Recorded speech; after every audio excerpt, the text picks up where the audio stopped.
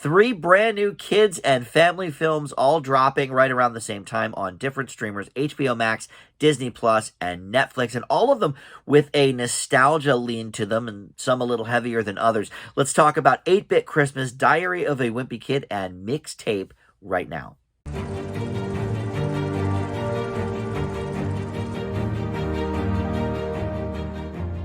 Hey guys, Dan here. This is Dan Reviews It. Welcome to my spoiler-free reviews for new kids and family films that recently dropped on streaming sites.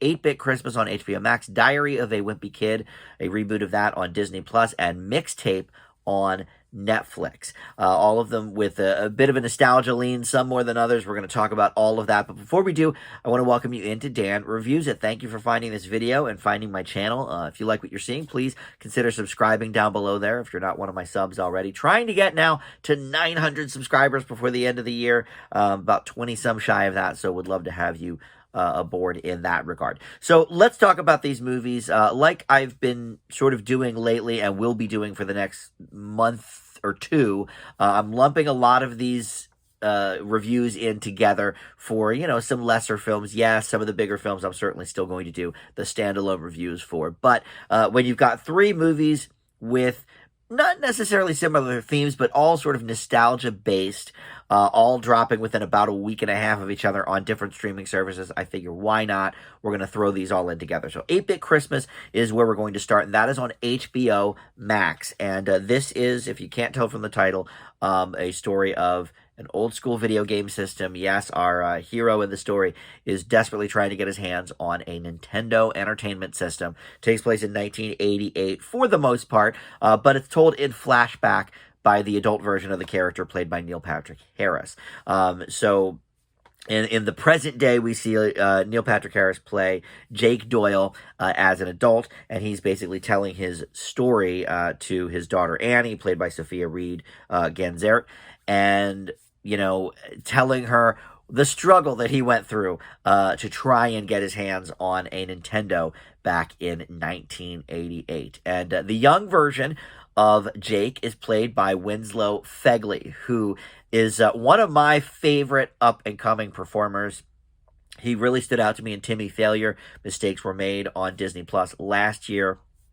I'm pretty sure that was the first time I ever saw him, but he's done a little bit of everything. He's been in a horror movie, or maybe even 2, and he was recently in another Netflix movie that I do want to get to called Night Books that looks really cool, but he plays the kid in this as well, so, doing a little bit of everything, a little comedy, a little drama, so yeah, I think he's a really strong up-and-comer, and the people who are playing Jake's parents, June Diane Raphael, and Steve Zahn, names and faces you may be familiar with from many other projects. And one thing I actually didn't realize until towards the end of this movie, how much Steve Zahn sort of looks in certain ways like Neil Patrick Harris. I thought that was really great casting for father-son there, for the grown version of the character anyway. So I just, as an aside, I sort of really like that. But the basic premise is, yes, we're telling this story of this young Jake in 1988 trying to get his hands on a Nintendo, the parents not really having it so much,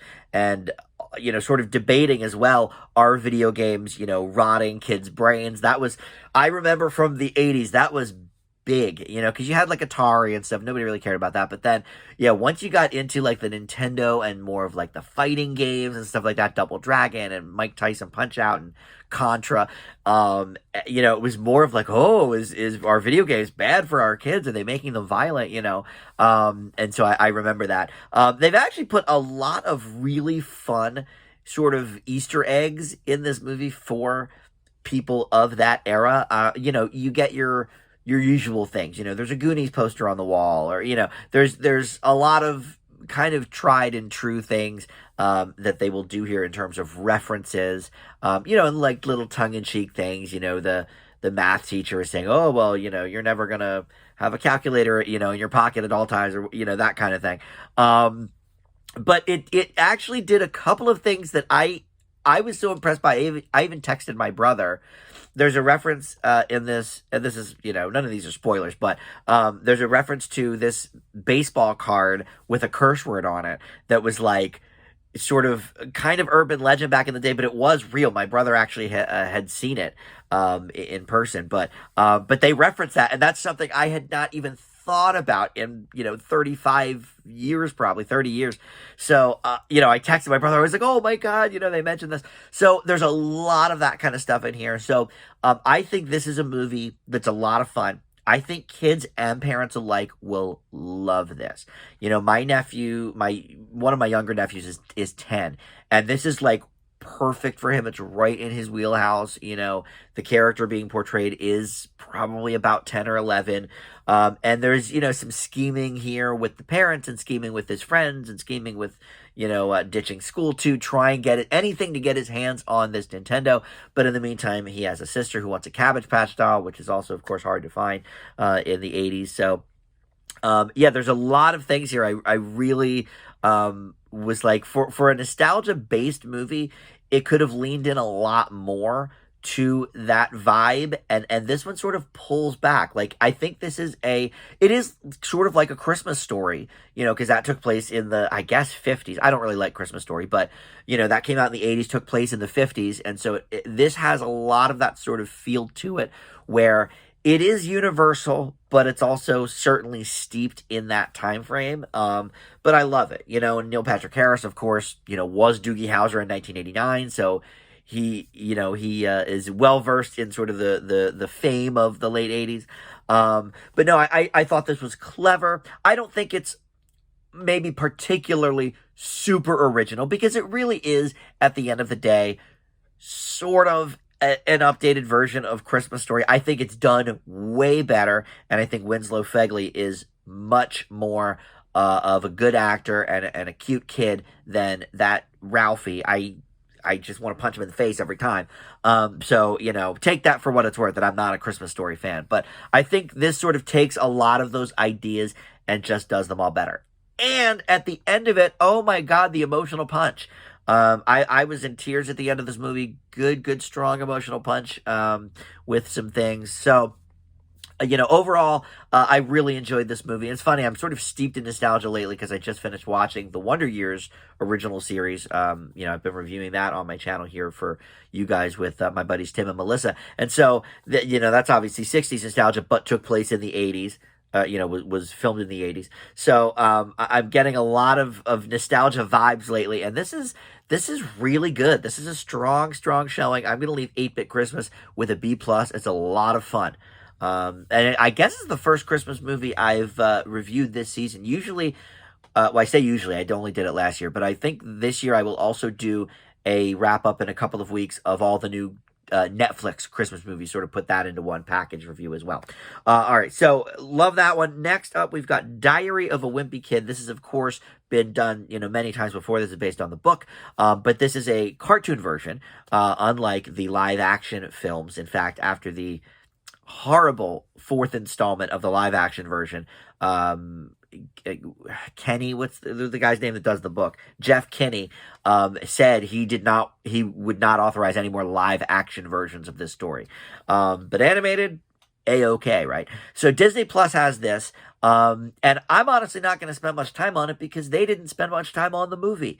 And yes, they spent time making it, but the movie itself is less than an hour. It's 56 minutes, which is insane to me. It does count as a feature film. Anything over 40 minutes, the MPAA says is a feature film and not a short film. So, okay, that's fine. But I'm not sure what the difference is, to be completely honest, between this and the Muppet Haunted Mansion, which was a little shorter. It was like 46 minutes or something. Both on Disney Plus. But that was listed as a special. This is listed as a feature film, and it even has the When You Wish Upon a Star Disney thing going up. So it's a feature film for whatever, that's worth. But I don't know that I've ever seen a feature film under an hour. Even the old Disney ones were like 63 minutes kind of thing. But anyway, this is basically a retelling of the first Diary of a Wimpy Kid movie, which in turn is a telling of the first Diary of a Wimpy Kid book. So, our hero here is getting into middle school, Greg Heffley, and here he is voiced actually by somebody you might recognize, Brady Noon rather, from the movie Good Boys, and then his best friend Rowley is voiced by Ethan William Childress, who was on the TV show Mixed-ish. I think I've seen him in something else recently too, but that's where I most know him from is the TV show Mixed-ish. So a couple of names you might recognize, or at least voices. And yeah, I mean, this is about Greg going into middle school and trying to be a little less immature. Rowley having difficulty with that. There's the mysterious cheese that's on the pavement at recess that nobody wants to touch. If you get the cheese touch, you're basically banished from society. So a lot of the same themes from the book and from the first film are present here. I thought it was an odd choice to make the film in a CGI 3D animation style. I know that's the norm for certainly feature films these days, although a lot of TV stuff still does the hand-drawn 2D animation. But the book, to me, lends itself to 2D animation because the drawings are cute, but they're all very basic, stick figure-y people. And I think it actually made them uglier taking them to this 3D CGI version. I could never quite connect with the characters as well as I did in the first live action movie. And so I'm not sure why that choice was. I know it's popular now, but the book's drawings are so basic. It seems to me, not that they need to be stick figures here in this version, but I don't know. I think they could have drawn them a little more simply to mirror the book a little better. Because otherwise you're just redoing the first movie just in a cartoon version. And because it's shorter, you're cutting out like 40 minutes of pretty good stuff. Like the first live action movie, like I cried in 8-Bit Christmas. I don't cry at everything, but I cried at that first Diary of a Wimpy Kid movie. Greg and Rowley were fighting and I was like, no, kids, like you're best friends, whatever. I don't know. But this one, because it's so short, it sort of goes from, vignette to vignette and thing to thing. It loses so much impact. And I didn't read the books, so, I didn't even read them to my nephews or anything, but, so I don't know in what kind of detail the books go into. Maybe that first live action movie really fleshed it out, but here it just seems like they're bouncing sort of from one idea to the next without a ton of, cohesion. Yes, there's a through line of like wanting to, be cool and how do we not be such nerds in middle school and whatever, that whole bit. But it seems like a lot more vignette based here. And yes, the cheese touch is present, and Rowley breaking his arm is present. A lot of the beats, but none of the heart, none of the emotion I felt from this movie. And the runtime certainly is a detriment as well. So I'm going to leave The New Diary of a Wimpy Kid with a C. I think the first one with the live action is, I mean, this works. If there was no live action, sure, you could throw this on and it works. But the live action version is a lot better. And it's only 10, 11 years old. It still holds up, for kids, certainly. The only thing really that they had here to update it was something about, getting your likes on social media. That's the only difference, really.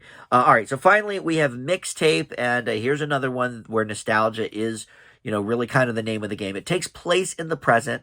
Really, the whole film does, but it's about a girl who lost her parents when she was 2, and she's now in high school, and discovers this mixtape on, in 1999, as we ramp up to Y2K here. She finds this mixtape that her parents left her, and she's trying to figure out the songs on it to see if there's, some sort of message for her from her parents.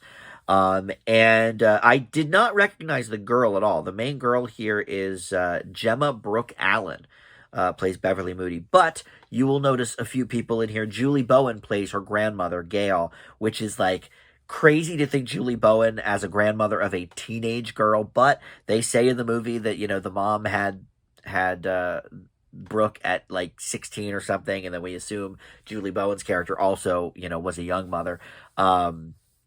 because I feel like she's in maybe her early 50s. I mean, Julie Bowen is not, that old here to be a grandmother, but every time Beverly called her grandmother, I just like cringed for her. But anyway, Nick Thune and Jackson Rathbone have some supporting roles here as well. You may recognize those names as well. But essentially, it's about this girl and her two buddies who she recruits to help her figure out what these songs are on the tape and is there a message from her parents. So this one very steeped in nostalgia as well, with the 1999 Y2K thing kind of going on, and they discuss, I remember Y2K, we all thought the computers were going to just die on us and all that.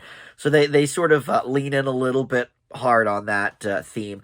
And what's interesting here is, it's hard to think now about, and my nephews have no idea that, like, you couldn't just pull up a song on YouTube or Spotify and know what it was. She had to go to record stores, and she had to, talk to cool kids in school. Hey, do you know this Cheap Trick song?